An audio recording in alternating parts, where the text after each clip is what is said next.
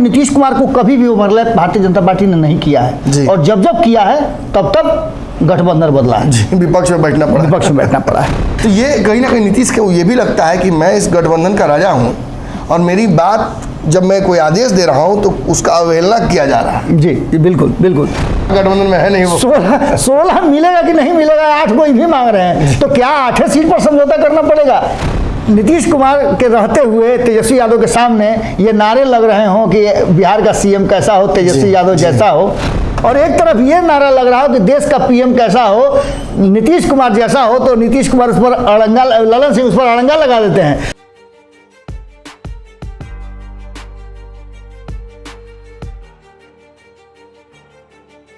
नमस्कार, ये पंचनामा है, खबरों की चीरफाड़ करते हैं और आपको उस निष्कर्ष तक पहुंचाते हैं जहां ये आपको समझ में आ जाता है कि बिहार की राजनीति के कुछ यक्ष प्रश्न कैसे आसानी से हल हो सकते हैं। देखिए, नीतीश कुमार कल नहीं गए तमिलनाडु। बड़ा सवाल खड़ा हुआ, पूरे दिन इस बात की चर्चा होती रही कि आखिर नीतीश कुमार के मन में चल क्या रहा है। क्या नीतीश जानबूझकर ऐसा फैसला ले रहे हैं? क्या नीतीश कांग्रेस और लेफ्ट की पार्टियों के दबाव की वजह से ऐसा कर रहे हैं? क्या जिस तरीके से राजद नारे लगा रही थी कि तेजस्वी यादव को मुख्यमंत्री बनाया जाए, उससे परेशान है? या 23 तारीख की मीटिंग के बाद नीतीश कुमार को कुर्सी छोड़ना पड़ जाएगा, एक नैतिक दबाव उन पर पड़ जाएगा, इस वजह से ऐसा कर रहे हैं? जो भी कारण हो, एक बात यहाँ जान लेने लायक है कि नीतीश कुमार पर अब ये आरोप लगने लगे हैं कि वो विपक्ष को एकजुट करने के बहाने अपने लिए राजनीतिक संभावनाएं तलाश कर रहे हैं। निश्चित तौर पर नीतीश कुमार को ये बात पता चल गई है कि उनकी राजनीति अब हाशिए पर जा रही है। आरसीपी, उपेंद्र कुशवाहा, मांझी, इन सब का उनसे धीरे धीरे अलग होना ये एहसास कराता है कि अब नीतीश की नाव अगर डूब नहीं रही है तो कम से कम दूर से हल्ला जरूर हो गया कि नाव डूब रही है। नाव डूबने की स्थिति में आप जानते हैं कि क्या होता है, अगर हल्ला भी हो जाए तो कई लोग नाव से छलांग लगाने लगते हैं। नीतीश कुमार की नाव से कौन कौन छलांग लगाएगा आने वाले वक्त में वो तो धीरे धीरे समझ में आएगा, लेकिन इतना समझ में आ रहा है कि नीतीश कुमार चाह कर भी इस डूबती नाव को बचा नहीं पा रहे हैं। ऐसे में मरता क्या ना करता। नीतीश अगर कोई वैकल्पिक व्यवस्था करे, अपनी पार्टी और अपनी साख को बचाने की कोशिश करे, नरेंद्र मोदी को चुनौती के बहाने अपने आप को मजबूत करने की कोशिश करे, नीतीश जो भी चाह रहे हों वो नीतीश के मन में है। लेकिन सियासी पंडित बिहार के अब इस बात की चर्चा करने लगे हैं कि सारी संभावनाएं और सारे इशारे अब ये दिखा रहे हैं कि नीतीश कुमार कुछ मन बना चुके हैं। ना तो नीतीश का कांग्रेस से पट रहा है, ना नीतीश का भाजपा से पट रहा है, निश्चित तौर पर बीच में कोई रास्ता है भी नहीं हुआ जी। तो ऐसी परिस्थिति में ये चर्चा हो रही है कि नीतीश कुमार ने तो मन बना लिया है विधानसभा भंग करके चुनाव कराने का। उनके मुंह से एक बार निकल भी गया कि चुनाव कभी भी हो सकता है। ये थोड़ी उन्होंने कहा था कि लोकसभा चुनाव कब होगा, विधानसभा चुनाव की बात कर सकते हैं। और नीतीश तो चाहेंगे ही ना कि लोकसभा और विधानसभा आसपास हो जाए, ताकि उनकी पार्टी ऐसी स्थिति में हो कि जिससे भी नेगोशिएट करे कम से कम 5 सालों तक के लिए उनकी कुर्सी सुरक्षित हो जाए सीएम के तौर पर। पीएम का तो पता नहीं। ऐसे में कौन कौन सी संभावनाएं हैं, कौन कौन से वो इशारे हैं जिनके बारे में आप चर्चा कर रहे हैं? सबसे पहले तो नमन जी ये बताना होगा कि नीतीश कुमार इतने हल्के नेता नहीं हैं। आप बार बार इस बात को रिपीट करते हैं जी कि वो हल्की बातें कर दें। बिल्कुल, उनके हर बात का कोई ना कोई मायने होता है, कोई ना कोई मतलब होता है। उन्होंने आज से 1 साल पहले जब सदन चल रहा था और उनके बगल में बैठे हुए थे तेजस्वी यादव जी, मुस्कुरा करके जब उनके साथ अभिवादन किया था और जो सामने चल रही थी चर्चा, भाजपा के नेता कोई बोल रहे थे और ये दोनों आपस में मुस्कुरा करके जिस तरह से इशारों में बहुत सारी बातें कर रहे थे, हम लोगों ने उस समय भी कहा था जी कि ये संकेत कुछ और है। और नीतीश कुमार इस तरह के संकेत देने के माहिर हैं, संकेत हमेशा दे देते हैं। उन्होंने कहा था कि तेजस्वी यादव के साथ हम सरकार नहीं चला सकते, सरकार भंग कर देंगे। उन्होंने सीधे कहा था कि तेजस्वी यादव इस्तीफा दें, नहीं तो इसके गंभीर परिणाम होंगे। वो भी अपने से नहीं कहा था, कांग्रेस से कहलवाया था जी। तो ऐसी स्थिति में ये स्पष्ट हो गया था कि नीतीश कुमार अब लंबा नहीं चलेंगे। लालू प्रसाद जी जब से आकर के पटना में बैठे हैं तब से आप नीतीश कुमार की भाव भंगिमा और उनके शब्दों के चयन को देख रहे होंगे ना जी, बदले हुए नजर आ रहे हैं। उनके जन्मदिन पर नहीं जाना और एक दिन बाद जाना, या तो लालू प्रसाद ने उनको बुलाया जी, या ये जाकर के बोले होंगे इसी सब अंट घंट नहीं चलने वाला है, बिना बुलाए चले जाते हैं, कभी बुलाने पर भी जाते हैं। बिल्कुल। अब सोचिए ना कि इस्तीफा देकर के पैदल पैदल चले आते हैं। तो खैर ये सारे पैदल चले जाते हैं और इफ्तार पार्टी में बिल्कुल पैदल दौड़ के पहुंच, ये सारी चीजें, और वो भी तब जब वो एनडीए में रहते हैं जी। ये संकेत है कि कहीं ना कहीं नीतीश कुमार कुछ सोच रहे हैं, कोई नया करने वाले हैं। इंसान के साथ ऐसा होता है जी। बाबा की कभी ना कभी व्यक्ति कुछ करना के मन में रहता है तो वो उसी विचारधारा में घुसा रहता है। आप घर से जूता लेने निकलिएगा तो लोगों के जूते ही देखिएगा। जी बिल्कुल बिल्कुल। एक और महत्वपूर्ण बात इसमें कहना जरूरी है, उसके बाद मैं पॉइंट्स बताऊंगा कि जब जब नीतीश कुमार इस तरह का एक्ट किए हैं तब तक कुछ न कुछ ऐसा हुआ है जी। 23 तारीख की मीटिंग, नीतीश कुमार पिछले 17-18 सालों से, या कहा जाए तो 3 दशक से जी। जो भारतीय जनता पार्टी को अपने खूंटा के नीचे बांध करके रखे हुए हैं, उसके पीछे कारण है कि नीतीश कुमार को कभी भी ओवरलैप भारतीय जनता पार्टी ने नहीं किया है, और जब जब किया है तब तब गठबंधन बदला है, विपक्ष में बैठना पड़ा, विपक्ष में बैठना पड़ा है। एक बार फिर से आप समझिए कि वही स्थितियां पैदा हो रही हैं। 12 तारीख को एक बैठक होनी थी जी, जो कि नहीं हुई। 23 तारीख को होने की संभावना व्यक्त की। एक बड़ा प्रश्न, पहला जो इशारा यही है कि 23 तारीख के मुद्दों में टकराव है। किस मुद्दे पर यह बैठक है अब तक स्पष्ट नहीं हो जी। और इसमें मैं बता रहा हूँ नमन जी, आप नीतीश कुमार ने कहा है क्या कि 23 तारीख को बैठक होगी? नहीं। इसकी मीटिंग किसने की? 2 लोगों ने की, नीतीश कुमार की तरफ से ललन सिंह और तेजस्वी यादव स्वयं जी। क्या महागठबंधन के और साथी नहीं थे जी? उन्हें भी बैठना चाहिए था, कम से कम बिहार में तो 7 दल थे, न्योता तक नहीं था, न्योता तक किसी को नहीं था। तो खैर ये सब बातें अपने जगह पर है, लेकिन अब सबसे बड़ी बात यह है कि 23 तारीख की मीटिंग, जैसा कि आपने कहा कि उसके जो प्रस्ताव हैं उन प्रस्तावों में बहुत सारी विषमताएं हैं जी। सबसे पहली विषमता तो यह है कि नीतीश कुमार ने जो प्रस्ताव रखा है, सबसे पहला उनका प्रस्ताव है, जो लालू प्रसाद का प्रस्ताव है कि कांग्रेस को बैकफुट पे आना पड़ेगा जी। क्षेत्रीय दल कांग्रेस को लीड करेंगे जहां जहां वो सत्ता में है या प्रभाव में है। क्या कांग्रेस इसको बर्दाश्त करेगी? नहीं, ये संभव है। ये कांग्रेस राष्ट्रीय दल है के लिए, और राष्ट्रीय दल होने के बाद स्वाभाविक जो दुश्मन है अगर कोई भारतीय जनता पार्टी का, तो वो कांग्रेस है। तो क्या कांग्रेस 200-250 सीटों पे मानेगी? और एक और बड़ी बात है, मैं आगे बढ़ के ये बात कहना चाहूँगा कि कांग्रेस आज कमजोर है देश में, तो उसका मुख्य कारण भाजपा नहीं है। नहीं, बिल्कुल क्षेत्रीय दल, बिल्कुल ये क्षेत्रीय दल ही उसको समय समय पर धोखा देते रहे हैं, उसके हाथ से टूटे हैं। और ऐसी स्थिति में कांग्रेस ने इस बार जो अचीवमेंट किया है, जैसे कर्नाटक में भारतीय जनता पार्टी को चित कर दिया पूरी तरह से, कोई सहयोगी नहीं था, और नहीं तो केजरीवाल वगैरह वहां चुनाव लड़ करके कमजोर करने की कोशिश कर रहे थे, लेकिन क्लीन स्वीप किया। तो ऐसी स्थिति में कांग्रेस के लिए ये संभव नहीं है कि वो इस तरह की बातों को माने और 260-70 सीटों पर चुनाव लड़ने के लिए राजी हो जाए। पहला शर्त यहाँ है। दूसरा, आप जिस तरह से देख रहे हैं कि सीएम कुर्सी को लेकर के नीतीश कुमार पर दबाव लगातार है। लालू प्रसाद ने रणनीति तो बनाई, लेकिन वो रणनीति पास होने से पहले ही उन पर दबाव बढ़ने लगा कि आप कुर्सी छोड़िए। आपने जैसा कि शुरुआत में ही कहा, इंट्रोडक्शन में ही, कि नीतीश कुमार के रहते हुए तेजस्वी यादव के सामने ये नारे लग रहे हों कि बिहार का सीएम कैसा हो, तेजस्वी यादव जैसा हो, और एक तरफ देश का मनाही के बावजूद, बिल्कुल, और एक तरफ ये नारा लग रहा हो कि देश का पीएम कैसा हो, नीतीश कुमार जैसा हो, तो नीतीश कुमार उस पर अड़ंगा, ललन सिंह उस पर अड़ंगा लगा देते हैं। तो इसका सीधा मतलब है कि कहीं ना कहीं वो जो मुद्दे हैं, जो चीज़ें तय हो रही हैं, इस तरह की बात हुई बाबा, दर्शक समझ पाएंगे कि छोटे भाई को सहवाला बनाना है लेकिन बड़ा भाई को दुल्हा नहीं बनाना है। बड़ी असमंजस वाली बात है। और इसके साथ साथ अब आगे जो इस 23 तारीख की बैठक से पहले जो चीज़ें सामने निकल कर आ रही हैं, अलग अलग राजनीतिक दल कह लीजिए, प्रशांत किशोर के संपर्क में रहने वाले उनके करीबियों में से कई लोगों से हमारी बातचीत हुई है जी, आपसे भी बातचीत हुई ही है। इसके अलावा अलग अलग राजनीतिक दल के नेताओं से बात हुई है। पश्चिम बंगाल से लेकर के झारखंड से लेकर उत्तर प्रदेश तक कई लोगों से हमारी बातचीत हुई है जो कोर टीम के हिस्सा है इसमें। महाराष्ट्र के कई नेताओं से हमारी बातचीत हुई है।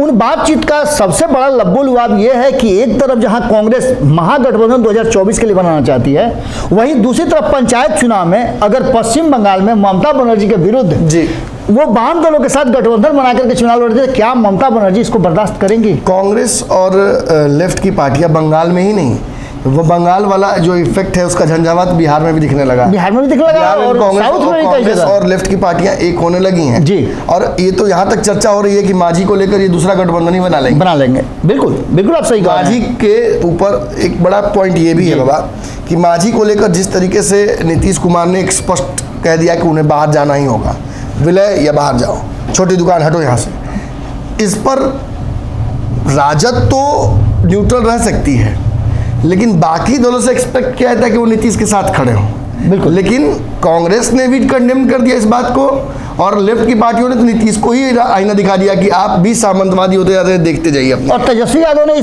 इस पूरे वाकया से ही अपने आप को अलग कर लिया कि हम उनका सम्मान करते हैं, आज सम्मान करते हैं। तो ये कहीं ना कहीं नीतीश को ये भी लगता है कि मैं इस गठबंधन का राजा हूँ, और मेरी बात जब मैं कोई आदेश दे रहा हूं तो उसका अवहेलना किया जा रहा है। जी बिल्कुल बिल्कुल। इन सारी बातों को लेकर के अब एक पॉइंट तो ये आपका पश्चिम बंगाल वाला देख लीजिए, यहाँ बहुत बड़ा पेच फंसा हुआ है। और ममता बनर्जी इतना आसान नहीं है, चूंकि कांग्रेस से निकल करके वो आई हैं। कांग्रेस से उनका 36 का आंकड़ा है, लेकिन फिर भी लालू प्रसाद के इसमें ज्यादातर दल, बाबा ये भी मजेदार बात है कि देशव्यापी जो गठबंधन बनने वाला है, इसमें अगर 20 दल होंगे तो 15 दल ऐसे होंगे जो कि कांग्रेस से ही टूट के बने। बिल्कुल, निश्चित रूप से।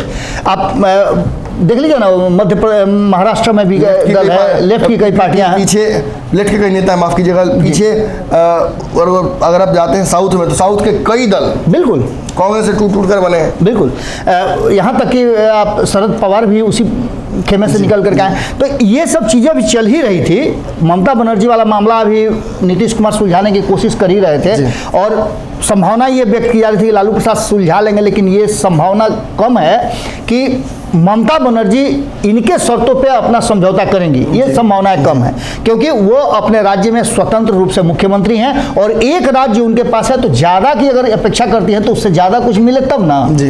दूसरा सबसे महत्वपूर्ण राज्य उनके पास है। बिल्कुल। दूसरा सबसे महत्वपूर्ण बात कि दिल्ली के जो मुख्यमंत्री हैं और आम आदमी पार्टी के संयोजक हैं अरविंद केजरीवाल, आपको याद होगा कि नीतीश कुमार जब पहली बार मिलने गए थे तो उन्होंने भाव नहीं दिया था, कहा था कि ये तो पहली मुलाकात है, ये तो पहली मुलाकात है जी, अभी पहली मुलाकात है, बहुत मुलाकातें होंगी। और अचानक से एक अध्यादेश आता है जिसमें उनके पावर सीज कर लिए जाते हैं जी, और यहाँ वो बैकफुट पर आते हैं, तो नीतीश कुमार सीधे उनके पास पहुँचते हैं। अब और पहुंचने के बाद फिर मामला उलझ जाता है। नीतीश कुमार पहुंचते तो जरूर हैं, लेकिन नीतीश कुमार के साथ साथ पीछे पीछे चलने वाला शनि जो है वहां भी पहुंच जाता है, और शनि ग्रह पहुंचते ही जैसे ही नीतीश कुमार सपोर्ट करते हैं उनका, वही नीतीश कुमार जो मनीष सिसोदिया के गिरफ्तारी के समय सपोर्ट नहीं करते हैं, क्योंकि उस समय वो साइन तक नहीं करते हैं। उस समय वो फैसला नहीं कर पाए थे कि वो एक बार फिर से, चूंकि देखिए जैसे ही उपेंद्र कुशवाहा ने ये कहा कि आप प्रधानमंत्री के सबसे सशक्त उम्मीदवार हैं, तो इनके मन में लड्डू फूटने लगा। लेकिन उपेंद्र कुशवाहा के ये कहने के बाद जब इस बात पर एनडीए के भीतर हंगामा मचने लगा, तो इन्होंने अपने आप को एक तरफ से बंद कर लिया। फिर जब महागठबंधन आया तो फिर निकले, वहां भी सफल नहीं हुए। दूसरी बार जब निकले तो सफलता कुछ नजर आई। तो अब यहाँ सबसे बड़ा चीज क्या है कि अरविंद केजरीवाल ने एक टास्क दे दिया नीतीश कुमार और लालू प्रसाद को कि आप कांग्रेस को मनाइए कि उस अध्यादेश पर वो राज्यसभा में समर्थन करे जिसे अध्यादेश पास नहीं हो सके, जो संभव नहीं है। और दूसरा सबसे महत्वपूर्ण बात कि नीतीश कुमार और लालू प्रसाद में ये मादा है, तो कांग्रेस को ये समझा दें कि वो दिल्ली में एक भी सीट पर लोकसभा का चुनाव नहीं लड़े। दिल्ली में नहीं लड़े, मैं ममता बनर्जी के कहने पर बंगाल में नहीं लड़े, स्टालिन के कहने पर लेफ्ट में नहीं लड़े। तो इसमें सबसे बड़ी समस्या है। और इस सारी समस्याओं में एक समस्या आप समझ लीजिए, आपको याद होगा कि 2020 का जब चुनाव हुआ था तो भारतीय जनता पार्टी नहीं चाहती थी कि एलजेपी अलग हो जी। इसकी बहुत सारी इंटरनल बातें हैं जो आपको भी पता है, और जो लोग खबर देख रहे हैं उनको भी पता है। चिराग पासवान अंतिम समय तक समझौता करने के लिए तैयार थे जी, लेकिन एकमात्र नीतीश कुमार जिनके चलते वो समझौता नहीं हुआ था, क्योंकि नीतीश कुमार को लगता था कि उन्हीं के सीटों में से कट करके सीटें आएंगी।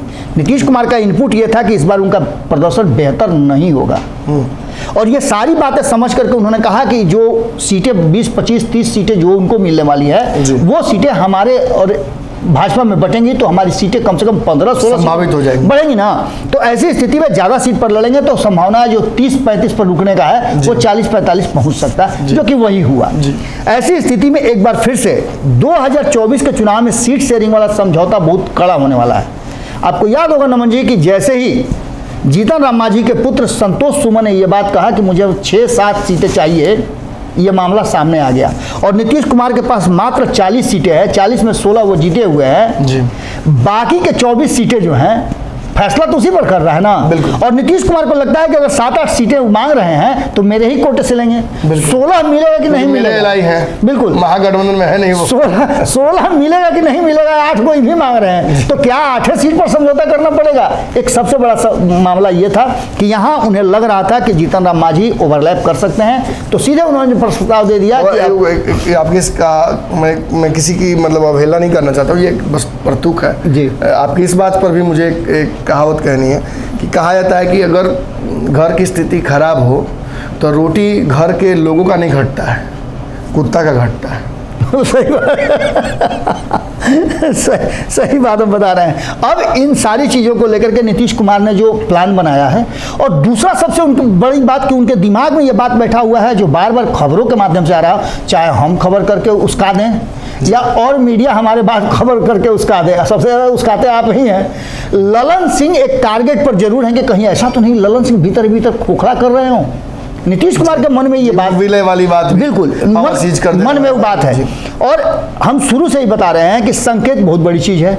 नीतीश कुमार ने संकेत दिया था, दो बातें याद रखिएगा नमन जी। एक तो नीतीश कुमार ने संकेत दिया, आपकी बात जो है उस पर मैं आ रहा हूं कि नीतीश कुमार ने संकेत एक बात दिया था कि समय से पहले चुनाव हो सकता है, निश्चित, पहली बात।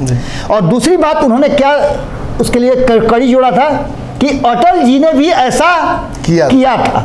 दैट मीन्स कि ही इज डिटरमाइंड, वो एकदम माइंड मेकअप कर चुके हैं कि कुछ ना कुछ ऐसा करना है। और याद होगा आपको 2020 के चुनाव से हम लोग लगातार कह रहे हैं कि नीतीश कुमार इतने कमजोर हो गए हैं कि या तो वो पाला बदलेंगे, जो कि हो चुका, और पाला बदलने से भी अगर वो वहाँ कमजोर अपने आप को महसूस करेंगे, थोड़ा ताकत बढ़ाने की कोशिश करेंगे। नीतीश अगर बढ़िया फैसला लेते जी, जनता के हक में लेते तो निश्चित तौर पर वो चुनाव कराते। लेकिन नीतीश कुमार ने अपनी कुर्सी की सोची और उन्होंने कहा कि एक राउंड देख ही लेते हैं। जी जी जी, देख ही लेते हैं कि क्या है विपक्ष का। और एक विकल्प उनको ऑलरेडी दे ही दिया जीतन राम मांझी ने कि अगर हम चाहते तो 6 महीना और रह सकते थे।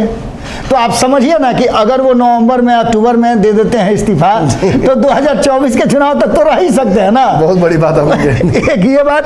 और दूसरा सबसे महत्वपूर्ण बात कि हंसुआ के बियाह में खुरपी का गीत गाया जाता है क्या?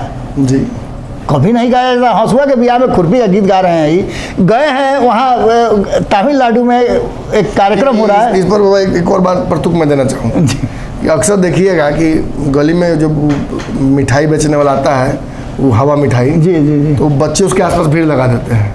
तो बच्चों को ऐसा नहीं कि फ्री में खिला देगा, लेकिन चटा जरूर देता है ताकि माँ बाप का पैसा चुरा के ले आएगा, सीधा कहीं से ले आकर व्यवस्था करे। तो ये नीतीश कुमार ने चटा दिया थोड़ा सा सत्ता है तेजस्वी यादव को कि सरकार अगर गिर जाती है तो उसके बाद भाजपा और कहीं ना कहीं तेजस्वी यादव दोनों नेगोशिएट कर लेंगे बाहर बैठे बैठे नीतीश से कि आप तो मुख्यमंत्री हैं, लेकिन ऐसा देखिए कुछ व्यवस्था कीजिए कि हम लोग आ जाए वापस, फिर एडजस्ट कर लेंगे, जो गलतियां हुई नहीं होंगी। बिल्कुल, ये भी बड़ी बात आप बता रहे हैं। और इन सारी बातों में सबसे बड़ी बात है कि करुणानिधि का शताब्दी समारोह था, नीतीश को जाना था, अंतिम समय में नीतीश जाना कैंसिल कर दिया। ऐसा कई बार वो कर चुके हैं जी, अंतिम समय में कैंसिल करते हैं, अज्ञातवास में चले जाते हैं, अज्ञातवास में चले जाते हैं। 2017 का जिक्र उन्होंने किया है, जो अपना संबोधन लिख करके भेजा है। बड़ी 17 जैसा खेला भी किया है। बड़ी बारीक बात है नमन जी कि हिंदी में लिखा हुआ जो उनका संबोधन था वो वहाँ तमिल में पढ़ा गया, और तमिल में पढ़ा जाने वाला जो था वो पता नहीं मेरे कान में कहाँ से आ गया कि 2017 की चर्चा उन्होंने की कि 2017 में भी मुझे बुलाया गया था लेकिन मैं नहीं जा सका था। और 26 जुलाई को क्या हुआ था, 20 जून को उनको जाना था और 26 जुलाई को वो पुनः मुसिको भवन अपने जगह पर चले गए। तो ऐसा प्रतीत होता है कि नीतीश कुमार ने एक संकेत दे दिया है। पिछली बार कनिमोजी बुलाने आई थी जी, नहीं गए और सरकार फिर गिरा दिया। बिल्कुल, इस बार भी वैसे ही नहीं गए। तो अब ऐसी स्थिति में सीधी सी बात है कि आप लग रहा है ग्रह सब फिर जगह पे आ रहा है का?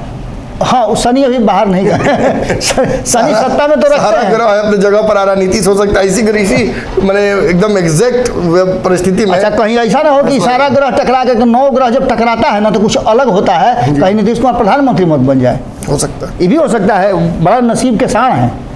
तो ये सब चीज़ तो है। उसके बाद आप देखिए कि रिश्ते जो चल रहे हैं आरजेडी और जेडीयू के रिश्ते, उन रिश्तों में भी आप ये नहीं कह सकते हैं कि बहुत अच्छे रिश्ते हैं, एक अरेंजमेंट है।